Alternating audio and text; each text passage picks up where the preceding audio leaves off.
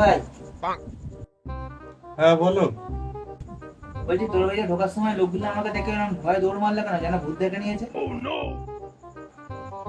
ও, আসলে তাই যে টিচার্স ডে, এত তো তোমার একটা ছবি লাগিয়ে হোয়াটসঅ্যাপে স্ট্যাটাস দিয়েছিলাম, হ্যাপি টিচার্স ডে আমাদের ভিআইপি স্যার।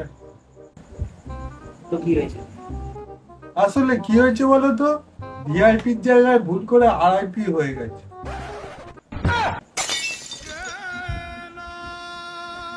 कैसे कैसे लोग रहते हैं यार यहाँ पर।